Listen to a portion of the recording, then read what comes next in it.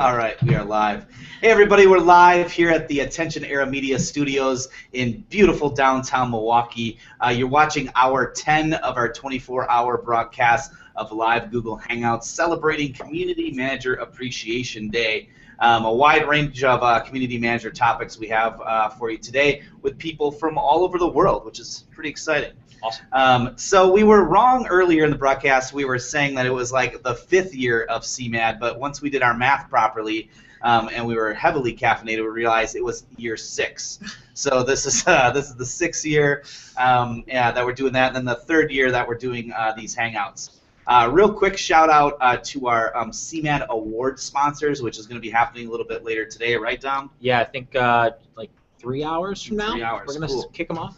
Awesome. So that's BTC Revolutions, Flockler, Higher Logic, My Community Manager, Online Community Results, socialmedia.org, and Sprout Social. So we're the gang from My Community Manager. I'm Brew, co-producer here, and this is Sherry.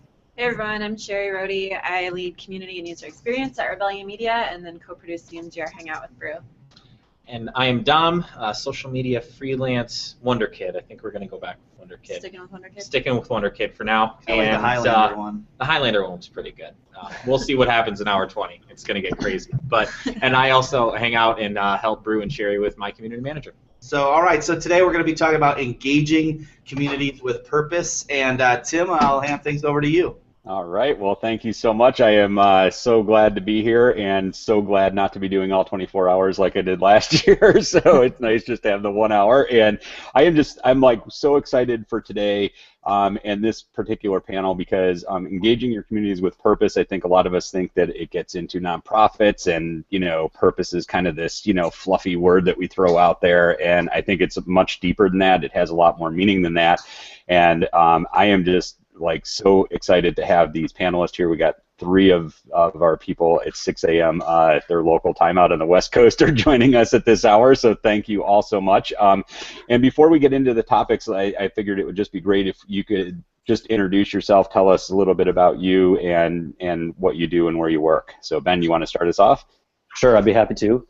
Good morning or good afternoon or good evening, wherever in the world you are. My name is Ben Martin, and I am the Chief Engagement Officer at Online Community Results.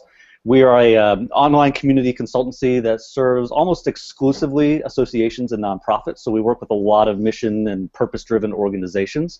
I've been doing community for about 15 years and also been doing association and nonprofit work for about 15 years as well. We're a pretty small firm, but we like to say we are the world's largest online community consultancy serving the unique needs of associations and nonprofits. Awesome. Brock? Good morning, good afternoon, good evening. I'm Barak Sarakaya. I am the Content and Community Manager at Google Small Business Community. We're actually about to hit our 1-year anniversary. It's a community that we built from the ground up to help small businesses make the most of the web. And our entire purpose is just to bring them content and hangouts and give them the help that they need every day. And we actually just hit our 250,000 member mark last week, so it's been kind of quite a huge roller coaster, and it's been a fun 9 months, 10 months now. And I also, I've been in the community world for the last 6 years. I've been freelancing, and this is the longest that I've been with a client, and it's amazing, and it's awesome. And I'm also starting my own nonprofit blog, which is Philanthropic West. That's in my lower thirds, so that's going to be an exciting year for me working with small businesses and also just starting to bring awareness to other topics on my own little corner of the world. And Regina? Hello. Hi, my name is Regina Walton, and I'll talk to you guys about what I do in my capacity of why I'm here. I organize SF Tech for Good, which is one of the many NetSquared meetups worldwide. And basically our mission is to talk about how technology is being used to further social good. I joined as an organizer in 2011 when I moved back from New York City. I was looking for something to get involved in here in the Bay Area, and it's been great. I've helped to double membership, and we have tons and tons of events going on. And we're also sponsored by Intent, so we've got some great sponsors and great members, and we do a lot of great work. I'm looking forward to talk about it. Awesome. And Sarah, how are you? I'm good. Hello, everyone. My name's Sarah O'Brien. I work over at Tom's. We are a one-for-one company with the mission to improve lives through business. Our engagement team, I sit as our Global Customer Engagement Communications Manager, and we actually focus on the supporters, our fans of the brand who want to get deeper involved with our brand beyond our products. And what that means is they're really tied to our mission, they're really tied to giving back and finding a way to do that through our company. Fantastic. And I, for those of you that don't know, am Tim McDonald. I am the purveyor of purpose at Be the Change Revolutions, and I have the real just pleasure of working on one of our clients' accounts is No Kid Hungry on the social side, and I'm also a personal member of the Social Council for No Kid Hungry. So just ending childhood hunger here in America is just something very close to me. And so let's jump into our conversation today. And I think the best way, and I think we'll kind of define purpose as we kind of answer this one, but how does purpose play a role in your community? So whoever wants to start with that, jump in. I'll jump in. Go for it. Our entire it's an entirely purpose-driven community that we've built. It was the entire reason that we created it is to have a purpose of helping small businesses, and it's whether you're just starting out on your own, you've been a brick and mortar mom and pop shop for 30 years, and you need to get online because that's where everybody is. Our entire purpose is to give you the tools that you need and the help that you need to easily make that transition. And we answer questions from how can I update, my Google Maps locations to how can I help my community, how can I be a part of my neighborhood, how can I reach other businesses. So it's the entire reason we exist is for a purpose to help small businesses. And it's been having a purpose-driven community like this where we reach an entire just thousands and thousands of members and we help them every day. It's been fascinating, and it's been so great for me to be a part of it. So from my perspective, as somebody who works with lots of different types of organizations, we work with associations, nonprofits, even some for-profit businesses on their communities. To me, it's always striking to look at the difference in the way that people engage around these communities when there is an element of purpose involved. So, for example, I work with a lot of communities of practice where I have nurses or doctors or scientists who are working around collaboration, asking questions about work, and those are all fine and good, and they work just fine. But then when you get into the organizations that have more of a purpose to their community, whether it's advancing a particular foundation that's associated with that organization or what have you, those communities just tend to go to the core of these people's existence. They are really and just truly bought in and more invested in the community itself. So from my point of view, as somebody who gets to work with a lot of different types of community, I'm always stoked to work with the organizations that have a clear, defined purpose or mission along with their community. They tend to be more exciting to work with. The people tend to be more invested in the community in general. All right, I'll jump in. In terms of SF Tech for Good, the purpose keys in right on our mission, which is talking about how technology influences social good. So we have members who are techies, developers who want to contribute to organizations, but we also have the organizations themselves. So we have events that range, they could be hackathons in association with companies or panels to talk about how a nonprofit had a problem and solved it, or we even have breakout sessions to help nonprofits. I will put that into an event. Like example, we had one not last year, but year before with Black Girls Code, and I was honored. The founder was able to make it along with some volunteers, and we showed a little documentary of theirs. But then at the end of that hour, I basically said, okay, they're going to talk about a problem that they have because they're growing exponentially, and we're the people who are into tech and social good and changing the world. So let's all brainstorm. So usually events like that get people going, and basically that call to action, that idea that we're going to talk about technology and how to use it, or we're going to learn about technology and how to use it. That's what keeps SF Tech for Good engaged. Hi, I'll jump in as well. Over at Tom's, we work in a different way, a little bit more, where we try to be as innovative as we can with engaging our communities. We work with everyone from students to teachers, individuals of all kinds, all the way up to small businesses and larger organizations. And what we do is really try and provide different activations for them to give back through what they're already doing. So something that really naturally weaves into their business, or maybe an employee appreciation day or something like that that they are hosting. We provide unique events that help them give back through our products, or we also host a lot of awareness days for our communities and really get them engaged for events such as World Sight Day, or coming up in March is World Water Day as well. So we try to get them to activate to kind of create a bigger good, whether it's online or in person.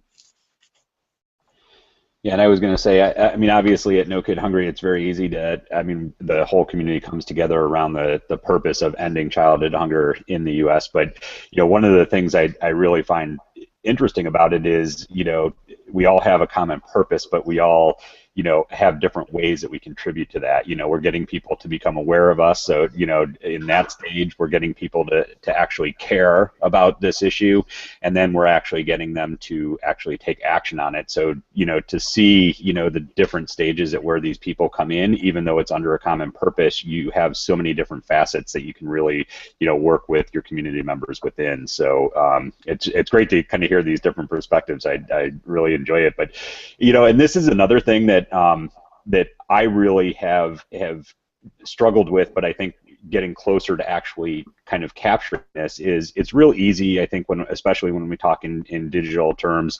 You know, we can measure traffic, we can measure, you know, registrations, we can measure, you know, retweets and, you know, impressions and all that. But when it comes to measuring your purpose, how do you go about actually doing that to show some value?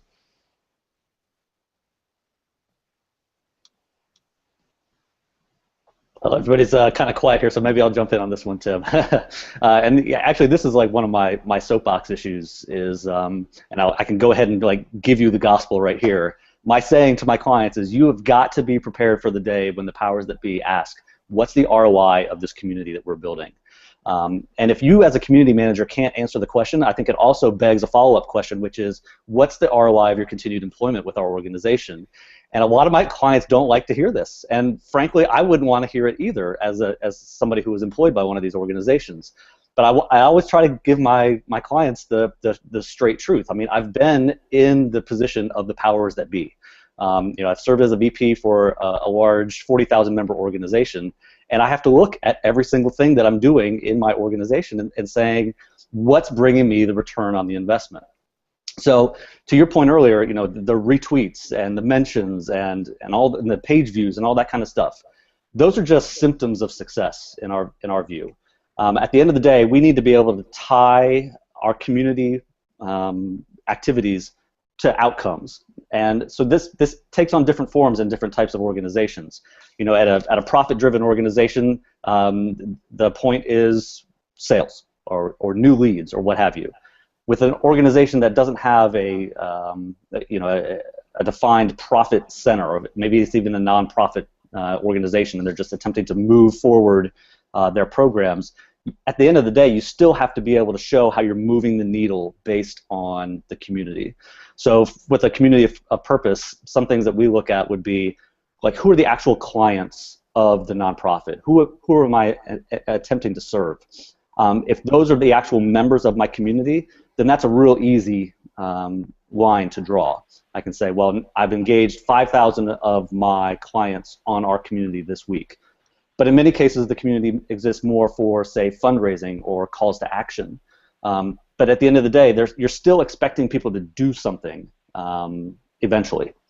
So you've got to be able, you got to have a way to track moving people from action on the community to action in the real world. And if you've got a community that ties in, say, to a CRM or some kind of a back office database, that's easy. But if you don't have that, then it becomes more difficult. And one of the ways that we do it with our folks who don't have a direct tie into their CRM database is to just take samples. We'll take samples of the top most engaged people in the community. We'll take samples of the middle most engaged and the bottom. And we'll just say, all right, now let's have, of these 100-person samples, for example, how many of these people are donating to our cause, or how many people of these people showed up for the fundraiser, or how many of these people contacted their representative or their senator.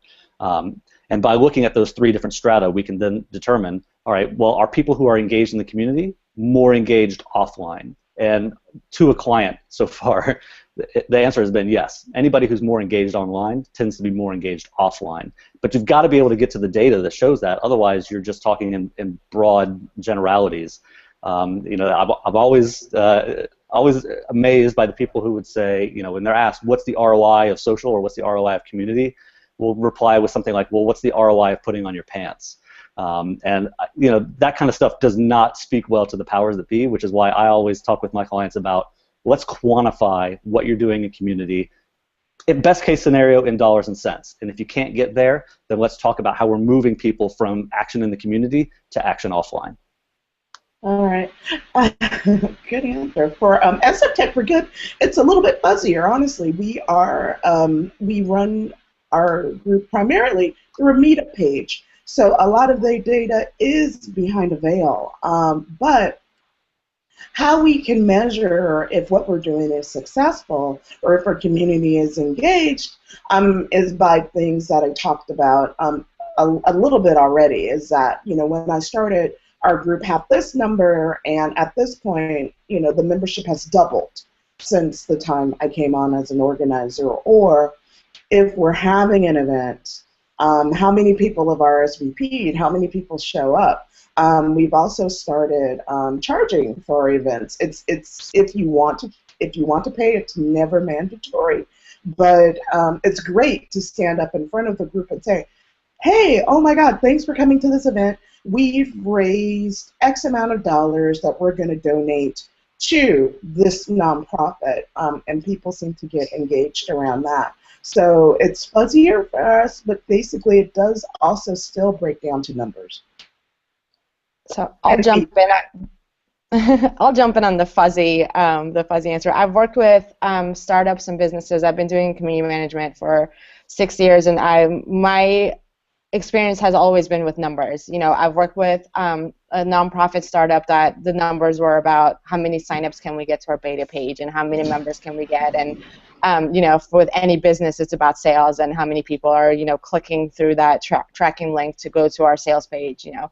But it's been really interesting because with the Google Small Business community, the entire way we track it is by engagement, and it's by how many people are coming and getting their questions answered, and we're at a point now where our members are beating us to it and answering each other's questions, which is, as a community manager, that's my dream community. It's, you know, it's people, the members who are engaged with each other, not just there for themselves. And the way that we measure the purpose is around the conversation. It's around, are we being helpful? Are we answering our members' questions? Are we giving them the help that they really need? And are they coming back and saying, this was really helpful, you know, this is what I did, okay, so here's, what's the next step? And we follow through with that, and it's all done in the community. It's all done, there's 100% transparency. If there is a question that we need to escalate to one of the support teams within Google, then that's, you know, that gets taken offline. But it's the entire conversation and all of the engagement and the entire purpose is there. And it's been really, really interesting because we've grown exponentially fast, but the engagement has also grown because with a lot of communities, once you reach a certain number and once, you know, the engagement will sometimes drop and the conversation won't be as, you know, won't be as fruitful, but it's been fascinating to see our members grow. And these are small businesses, like I said, to people who have been in business for 30 years, to people who are just starting out, and there is so many different views of, there are so many people with so many different perspectives and they're just willing to come and spend the time and answer questions for each other. So it's not sales driven, it's not by numbers, it's not by and we do track, you know, obviously all the analytics that we can, but at the end of the day, when we report about engagement and when we ask, when the higher ups ask about purpose, we say, look at all these look at all these conversations, look at how our members are helping each other, look at the feedback we're getting on the content that we've created for them. So it's definitely been different, and it's been kind of fascinating and awesome. And Sarah, I'm kind of interested from your perspective because, being for profit, I mean, how do you guys actually measure this when it comes to, I mean, ultimately, I guess, driving sales, but how does it get to that point? We do obviously have the sales that our team does generate out of what we do through engaging the communities that we work with. However, we also have these very unique events that I spoke to, and a way that we do prove our ROI is how many not only people are getting involved with those events on a given day. I think a good example to use in this scenario is One Day Without Shoes, which is our Tom-sponsored annual awareness day. It's the amount of engagements, amount of events we're having, and whether that's an online, how many people are sharing our team, how many people are using our hashtag that day, how many people are activating throughout the conversation through the entire 24 hours of the day globally, which has been really exciting to see in the past couple of years, because prior we were kind of really focused in the North America region, and now to watch that grow globally has been really amazing. So we're starting to see that global impression grow and that global engagement grow. But my team is luckily also, in addition to the sales that we do generate and that we do work with and deliver to the company, is also those really real physical engagements that we're working with, and that's actually tracked. We do use a CRM system to track that, but we're communicating with our supporters every day. We're a small and scrappy team, but each of us speaks with our supporters, whether it's phone, whether it's online, whether it's via email, whatever it is, and they really share with us their stories about how they're engaging, and we found that they're taking our brand and doing really unique things with it, and those are the stories that we report back to our powers that be about engagement and things like that. As I mentioned earlier, there's some really natural things that they weave into their lives that involve our products, and it's always really cool to see that happen. But those unique engagements, the different types of people that are engaging with us, I mentioned that we started working with students, and now we're at a point where we're working with small businesses and larger organizations who want to get engaged with our brand as well, and that's been a really cool story to tell. And so I think that those stories that we have, and they may be far and few between, or there may not be as many as you want in the high numbers, but the quality of the engagement is there, and that's what we really focus on, and that's what's important to us. That's a really good comment, actually. Can I chase that for a second, Tim? Because no, I'm going to beat you to it. No, go ahead. Do they keep coming back? Yeah, I think what Sarah just mentioned there is brilliant. You've got to tell the powers that be what you're up to. I find a lot of community managers kind of sit in their cube or their workspace, or they sit around at home and they do their jobs and they do them really well, but they forget to communicate up the ladder what they're up to. I have a lot of community manager friends and clients, former clients even, who have moved on or maybe even been forced out of their organization because, in my view, they failed to communicate up the ladder what they were doing. And so much of what I think you're managing as a community manager is like the inner office politics. And I think there's still a lot of people who don't get what community managers do all day. They think you're just playing on Facebook all day, or you're just tweeting all day. Like, what are you actually doing to provide value around here? And you're starting to manage the gossip chain. So from my point of view, what Sarah was talking about with telling the stories and getting them up out of the community and into the real world, whether that's taking screenshots of members helping members, members making a donation, members committing to do one thing or the other that actually provides value to your organization or provides the outcomes that you're looking to accomplish as your nonprofit. Take those screenshots, tell those stories, ask for time at staff meetings to talk about what you're doing, because so much of what you do is connected to the actual customers, but it doesn't get connected to other people in your organization. And so I think what Sarah's doing to tell her story is brilliant, and I think community managers need to do more of that. Tim, what did you want to say? You took the words right out of my mouth, Ben. No, no, I was going to say I just saw a quote yesterday, something about the difference between a story and a report. And I think as I was listening to Sarah talk, it just reminded me of that so much. I think when we can show the numbers, that's the report, right?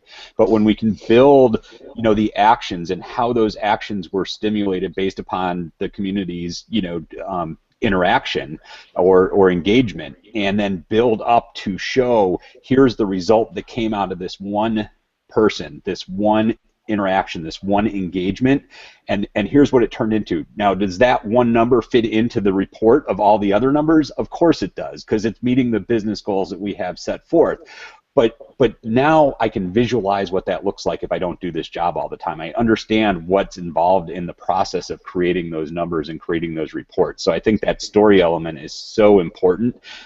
We, with a lot of our clients, ask for, you know, if they go to a brick or mortar location, you know, we ask picture it didn't happen, right? We want proof that it happened. And we're the same way with our community managers. It's like if we have a good moment, a good story to show, an impactful moment, if they don't take a screenshot of that and capture it, it didn't count, you know. so I think those stories are definitely so important to what we do. So well, now I just have a question, because I think a lot of people listening to this are, you know, it sounds so great, right? That when you have a community that's engaged around purpose, we all know why we're there. But my question is, I think there's a lot of businesses and a lot of communities out there going, I wish I had that purpose. Is it possible for any community to have a purpose, or is this just something that you know, some people just don't have a hope to actually find? I'm going to jump in and say yes. From my experience, I had one client that was I had no idea how to make it work. It was a B2B. It was in an industry that I wasn't sure of, and there was a really big member database, but I wasn't sure about the kind of. It's up to the community managers, and it's up to the higher ups, and it's up to the people who are working with the community to drive that purpose, to say, okay, how can we motivate our members to engage purposefully, and what can we do to do that? Whether that's asking a simple, depending on the community, depending on the platform you're using, depending on what you can do and the team you have, it's as simple as asking them what their purpose is and how you can help them. I am a big believer in asking the community for feedback in the way that works with your company's voice and with your whatever. Even if you're a B2B selling power tools, you can still ask your community and engage them in a way that motivates them to be purposeful, whether that's just helping each other or giving you the feedback that you need to say, okay, we're here every day. Say it's a Facebook page. We're here every day. You guys are on our page. What can we do to make it better? What kind of content can we bring to you? And it's really, we have the power to do it. It's just a matter of building that strategy and figuring out, okay, we want our members to come here every day for a purpose. What's that purpose? Now that we've identified it, what can we do to drive it and kind of mold that?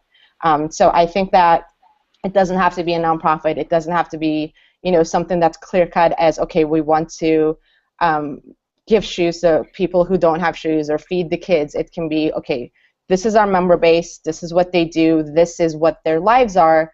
Now how can we bring that purpose to our community? And I think anybody can do it. Just depends on, sometimes it's tricky. Sometimes you have to kind of come up with different ways to do it, but I think that it can be done. Let me ask you a question, because this brings up something that I talk about a lot, is do you think the problem that most companies or organizations have is they're always thinking about what's in it for them instead of what's in it for the community, and that's why they can't get to that purpose? It can be, and sometimes it's just a matter of they know what's in it for the community, but they don't know how to fit that into their strategy because they have been sales-driven or they have been XYZ driven, and now that they're trying to shift gears, they might not. And that really depends on the team. The community manager that you bring in has to have that idea of like, okay, this is what you've done, here's how we can change it. And it's really having strong team members and strong community managers will help a company, as long as they're willing to listen to you, shape that purpose and shape that community. I think it's a really interesting question, Tim, because like from my experience, organizations come to me when they've already got a purpose, and they say, okay, now how do we advance this purpose through community? So this is not really a question I've had to really grapple with, but as I've been reflecting on the previous comments, what occurs to me is that if you're a company and you don't have a purpose right now, how effective is it going to be to quote unquote thrust one upon your community? So I think the previous comments were spot on to say, okay, we're not a community of purpose. Like we do, this is here for you to get customer support, or this is a professional community to help you solve your business issues. But if you go to them and say, what are the causes, what are the missions that are important to you as a community, and how can we use our community to help support that? Then I think that could be an effective way to do it. But to me, the question is a little bit curious because my experience is so much around mission-driven organizations who already have this purpose that they're trying to accomplish. But it just occurs to me that if you do want to try to create some purpose within your community, you've got to give the community the ability to select its own purpose and not thrust one upon them.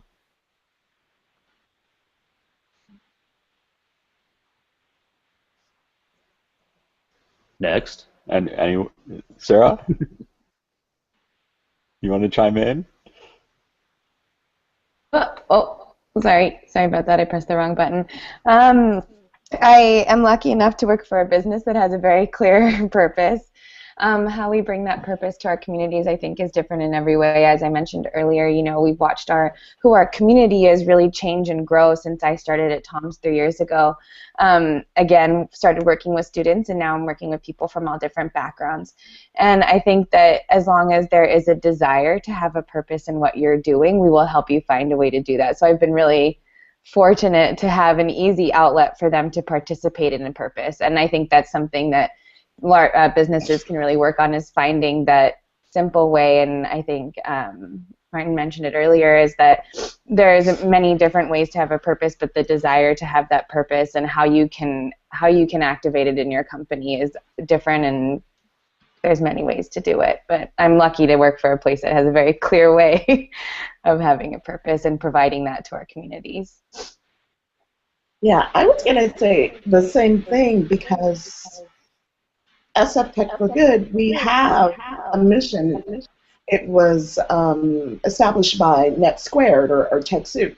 And so we already have something. So I was thinking more along my experiences as a freelancer, because I was freelancing for a while, and still do, actually. And with, B2B client, and he deals mostly with personal branding and coaches, but a lot of the purpose kind of engages around educating people on what that means. And there's a lot of misunderstanding when people hear personal branding. They think, oh, you have this veil, and that's really not it. It's actually letting people know who you are, what you do, and what you're good at, what's really authentic to you. So I think even in a coaching situation where it is B2B, and you're helping people clarify, themselves and their careers, yeah, you can definitely have purpose. I think you have to say what that is, because I find that people really, really engage. He sent out a bunch of quotes a couple of years ago, and I still have those quotes in circulation. So I think anything can have purpose, and you just have to articulate it. I do think it's important to mention that purpose can't be forced. I think that, I think a lot of businesses want to engage. They want to have purpose. It's almost a very hot topic. It's a very cool thing to have right now, that you're giving back, that you're purpose-driven, and it's a very cool story to tell your community, that you have this purpose through what you do in your day-to-day job. But again, it really can't be forced. It has to be natural for the organization. Organizations and businesses I've worked for in the past also had a purpose, but a very different purpose. But it's the people within, and whether it was a small group or the whole company that wanted to drive that purpose home. It can't be something that's foreign to the business, which I think is something that we work with. We get outreach from a lot of different companies, from a lot of different organizations, but it's not always going to be a fit. And that's something you need to share with different communities, is that I love that you want to have a purpose. I don't know if this is the fit for it. We're maybe working together to find something that's a little bit more natural. And I was going to say, I read a post the other day, and it was talking about just the interviewing process of any job, but I really like it in this example. The question was, if you're talking to the recruiter, the hiring manager, ask what this position's role is or plays in the overall objectives of the business. And I think if you can ask that, you're going to understand what the purpose is, what you need to achieve in your role, which is what then you can pass on to your community. So if you don't know that, or you're just starting at a company, and you ask that question and there's not an answer, I don't know if it's one that can actually have a purposeful communities. But now what I'd like to do is maybe just, we've been talking a little bit about purpose, but maybe can each one of you give us an example of how you purposefully engaged with your community. Very specific, just so people can have a lot of different takeaways, because I'm sure all of us have very unique ones.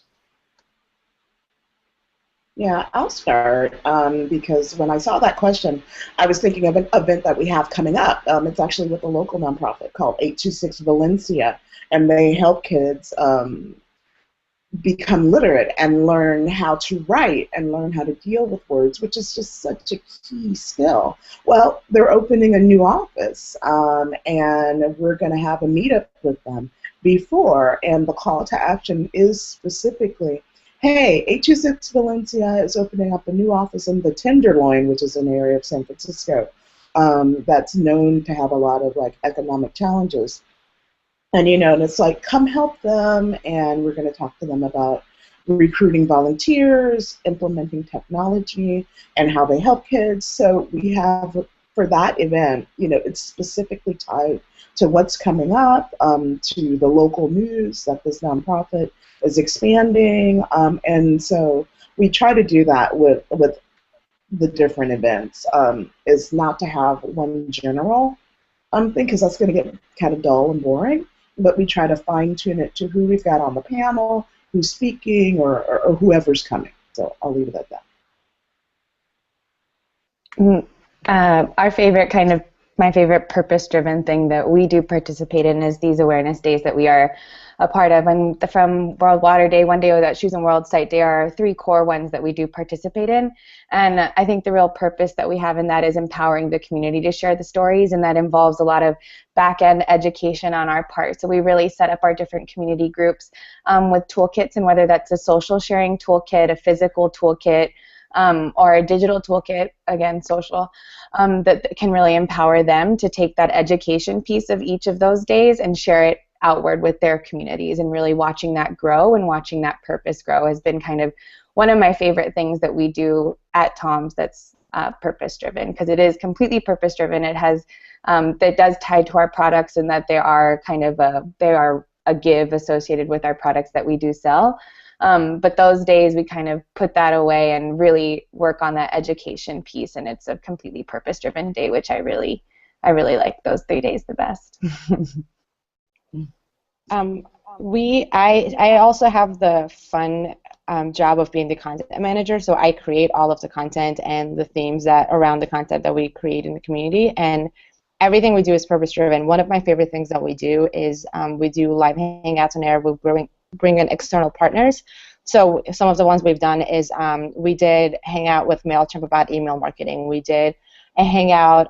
We do videos on how we did one video that wasn't a hangout, but it was an interview that we did about from the Google for Nonprofits team, who came in and said, here's how, even as a small business that's not a nonprofit, here's how you can give back to the community. Or if you're a nonprofit, here's how you can get started, and here's how the web can help you.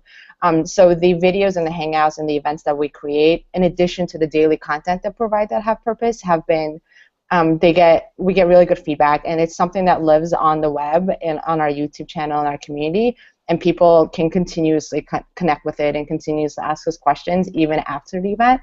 And we found that we make sure that the partners we bring in also bring value to our members, and they're not allowed to do, it's not a promotional thing. They don't talk about, they don't sell their products. They talk about how their products and how products like theirs help small businesses in a very specific way. And I think that it's worked really well, and it's one way that we've been able to bring create specific content that's just purposeful, and our partners have been wonderful, and they agree with our mission, and everything that, the things that we talk about align with our mission as well as theirs, and it brings two powerful forces together, 1 hour a month to bring that purpose to the community to answer specific questions that they have. Yeah, I worked with an association of accountants several years ago, and they had this this tax help day. So middle of tax season, accountants are clearly very, very busy at this time. But this association of accountants was able to leverage their community to actually increase the number of folks who were helping to provide this tax assistance to to folks who couldn't afford tax preparation services. So that was a very cool way to see like an existing program get just buoyed by the technology. I mean, they've been doing this program for years, but they were able to achieve this dramatic increase in the number of volunteers by leveraging their community technology. And I know one that we just did, and it's one of my favorite days, is Giving Tuesday for No Kid Hungry, where we used to have a give-a-thon, which was right around Giving Tuesday, and then a couple years ago decided to make it on the same day and leverage that overall conversation that was happening. And this year, it's a little bit different than a lot of the activations that we have, because on social, it's more about awareness and not necessarily about fundraising. And so when we turn this one day into a fundraising day, I mean, it's not just solely about fundraising, but we make that our primary goal is to how much money we're going to raise in that day. It was just amazing to see, the preparation in what went in, the individuals, the advocates that we have within the community, and empowering them. And I think, to your point, Sarah, making sure that you give them the right tools and the right information, and have them feel vested and part of the process of building up to this day. And then once you get there, to see that unfold, and to see that unfold in a way that you hit record numbers of dollars raised, almost record numbers of conversations, the third largest, I think I've seen some reports that might say that we were the third most talked about, organization on that particular day, that encompasses tens of thousands of different organizations. So it's pretty amazing, I think, when you actually, understand what your goals are, set a plan in advance to work to that goal, and then get your community involved to help you achieve it, I think is really pretty amazing when it comes to purpose. So, well, I think we've kind of answered this, and I know we're getting, fairly close to the end, but maybe we can just, touch on this. My question was, was purpose part of the company when you got there, or did your community actually help form the purpose? And I think most of us have all said it's been existent, but does anybody have an answer that is different than that? Well, I just want to say that when I came to SF Tech for Good, of course, they had a purpose. They already existed. The group needed a little bit of a reboot and new organizers. But, I do get feedback, and we actually solicit feedback from our members. Hey, how have the events been? What are you getting from the events? And what do you want to see? And example, we put that into action. One of our organizers is working on a hardware for good meetup, which is going to happen next month. And that specifically came from a member who said, oh, I've got this idea. And then we put it into action, and I did that also last year. Someone said, hey, these guys can talk about Bitcoin for good. I was like, okay, I know nothing about Bitcoin, and I'm probably not the only one. Let's bring these guys in and talk about it. So we do engage and take feedback, and our members help us get to that mission of talking about these topics.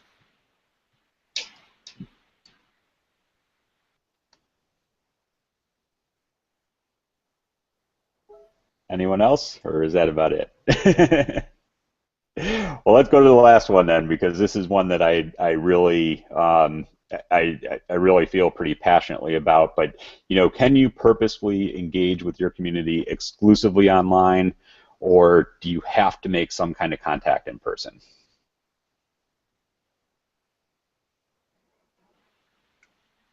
I'm going to bow out because we meet in person every month. So. I'll chime in here. Yeah, I'll chime in. As much as we work with our community online, I think the heartbeat of what we do actually happens in person. Our community wouldn't continue to grow if we didn't continue to meet with them in person, and that's through different conferences and events that our team specifically goes to. You know, we would end up somewhere like an SF Tech for Good meetup just to meet innovators in that space and find different community members who were wanting to who have that social good kind of vibe that drives them. We're looking for those people, and they're not going to necessarily come to you and come to your brand, especially when you're working for a brand, as I do. So they're not necessarily thinking a brand can help them have purpose in their life.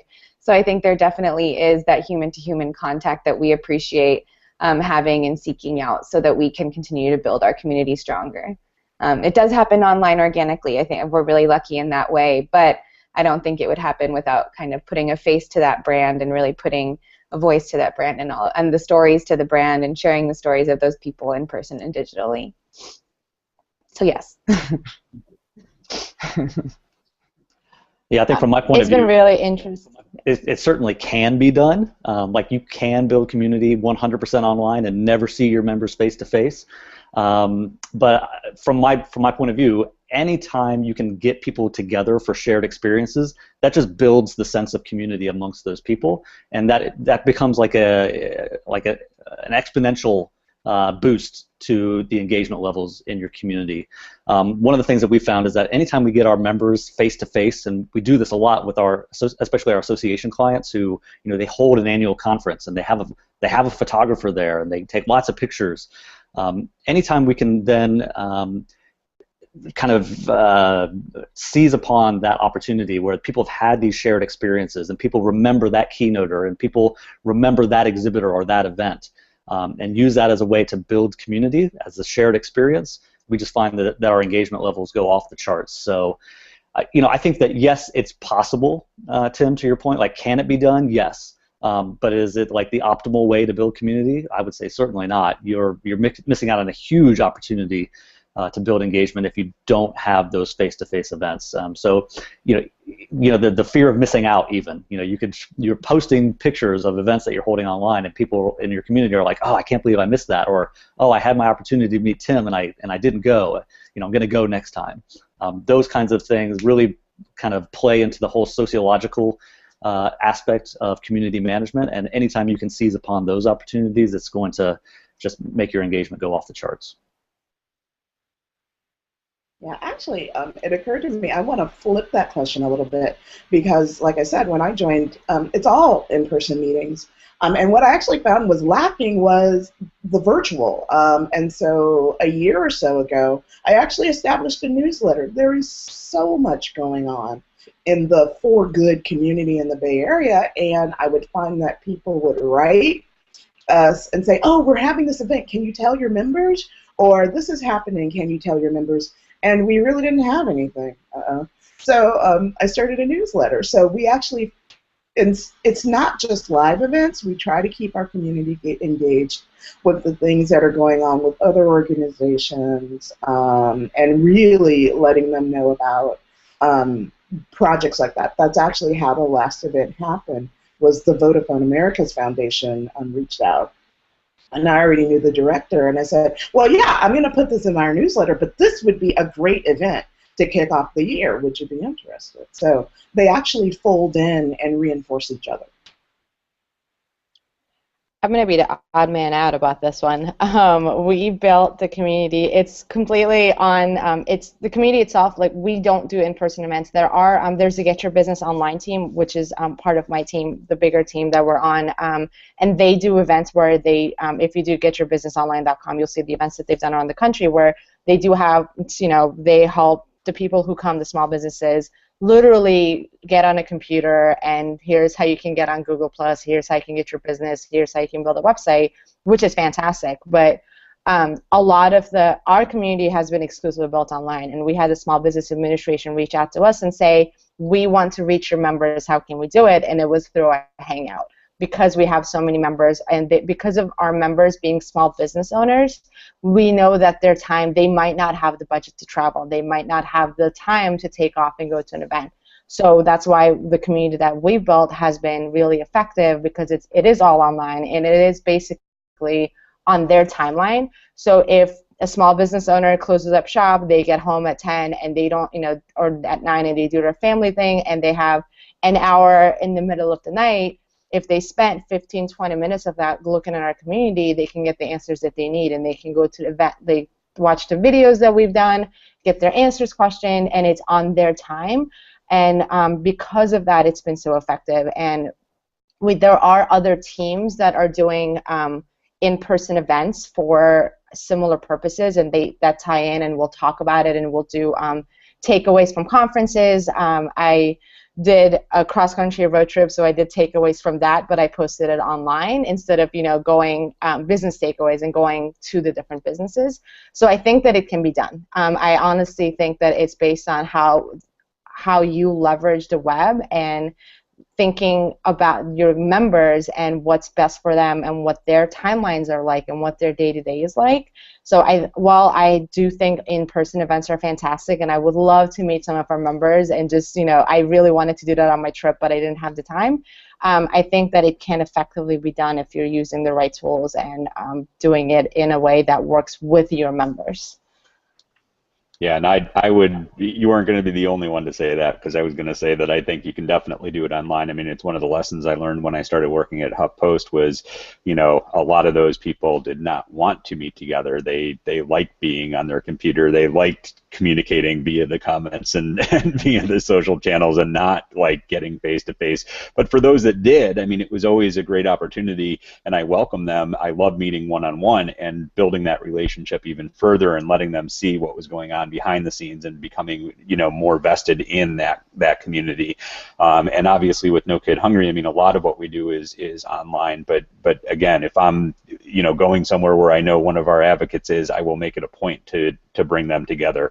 We have events all the time that help support No Kid Hungry, the Taste of the Nations, and there's No Kid Hungry dinners, and there's, local organizations that we support that, are great opportunities for people in local areas to get together. But I definitely do not think that it takes anything away from the purpose that we have within that community. So I cannot believe that our hour is just about up, and I just want to thank all of you for coming together today. It's, this Community Manager Appreciation Day, this is the 6th year of doing it, the 3rd year that we've been doing these hangouts, and I got to say, every year it's amazing to see the progression. I think the conversation that's being had is so much more than what it was in the early days, where it just was all talking about social media and how to manage accounts and the tools and everything. And I really want to thank all of you for taking your time out this morning, especially you West Coasters, for getting up early and being part of this. And just so I can say and show my, according to one study, that I'm a narcissistic male, there's Community Manager Selfie Day that goes on. And so one of my famous things is always taking a selfie with a hangout. So I'm going to do this right now with you guys. So everybody wave. Hey. All right. Awesome. That's fantastic. I got my selfie to go up there. Awesome. So I will turn it to you guys in Milwaukee. Yeah, thanks a lot, Tim, and thanks a lot to all you guys. This was, Brew and I were actually just sitting here chatting about how fantastic this panel was. This was absolutely stacked, and that's the way it is from front to back the entire time for this entire 24 hours. So really, really stoked. I keep looking at the wrong place. Camera's over here. Really, really stoked to be able to do this. So, Brew, what do we got going on next? Yeah, so coming up next is Community Programs in Action. So head on over to cmad.co, click on the broadcast schedule, find that, and you can jump on over there now. So. And don't we have one other thing? Oh yeah, Brew.